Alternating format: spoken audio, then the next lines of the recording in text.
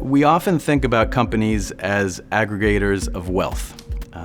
What we often ignore is that they're also potentially aggregators of values. Executives need to ask themselves, what do my customers care most about? Are there certain things that are really core to those values? And when those things pop up, then companies need to start acting now rather than waiting for these things to come along.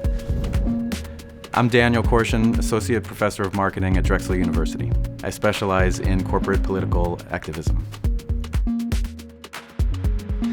Corporate activism is one of the biggest trends in the past 5 or 10 years. It is really when a company gets involved in controversial social or political issues.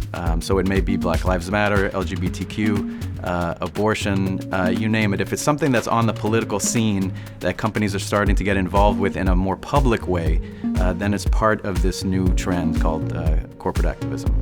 So I started working in this area in around 2014, 2015, shortly after the CEO of Chick-fil-A made a statement that he was personally against gay marriage.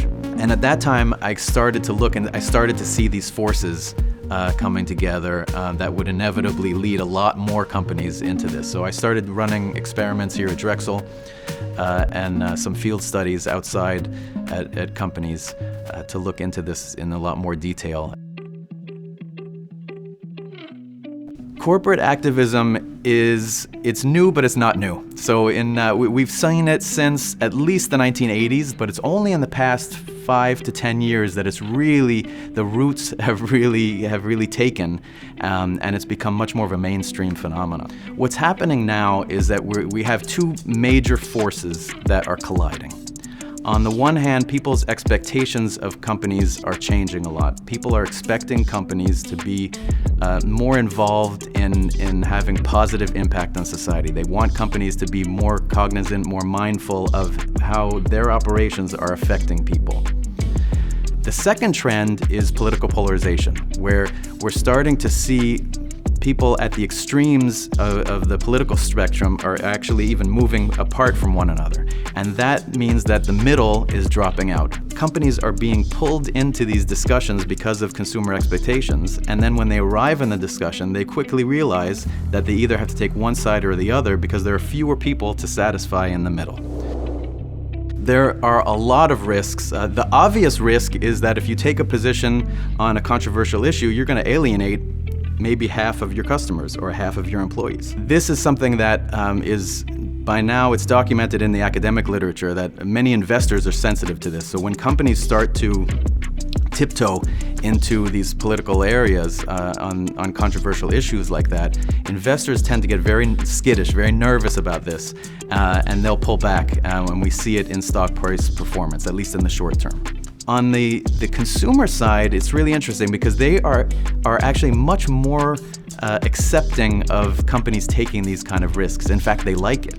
A lot of customers and a lot of employees, they want companies that they're associated with to be addressing these issues. And so they often see it as a courageous act, something that morally, it shows the moral fiber of the company when they take a stand like this.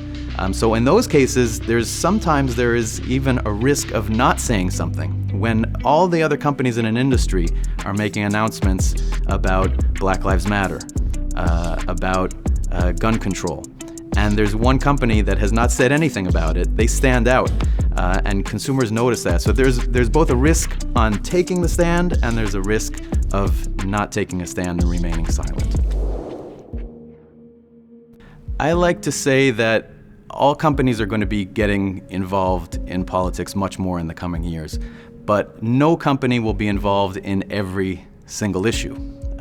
So it's really the job of executives, it's the job of companies to find those issues that are the most core, not only to the operations of the company, but also to the values of their stakeholders. Once that comes into focus, then they can start planning which issues are we going to get involved in, and they can start setting a track record. That track record is incredibly important because companies that are all over the place, that are doing one thing one day and another thing another day, those are deemed as hypocritical by stakeholders and other people viewing the company, and you can actually do more harm than good as a company. So the trick in these spaces, when you're trying to develop relationships with stakeholders like this, is to set that track record, to set it now and to gradually ramp it up. Surprises are bad in this kind of thing. I usually mention Patagonia as the gold standard of a company that is involved in political issues. They are able, because they're so clear about their values and they're so clear about what they stand for, they are able to take action, make statements, maybe it's donating money, but to get behind political issues faster than anyone else because they have that clarity right away. So for example, when the Trump administration announced an executive order that they were going to roll back some protections of some national park land in the United States a few years ago, Patagonia launched a campaign that day where their website, literally it went black with white lettering that said, the president stole your land. If you went to Patagonia to buy a jacket, that was the first thing that you saw, was that message. They are able to do that because they have that clarity.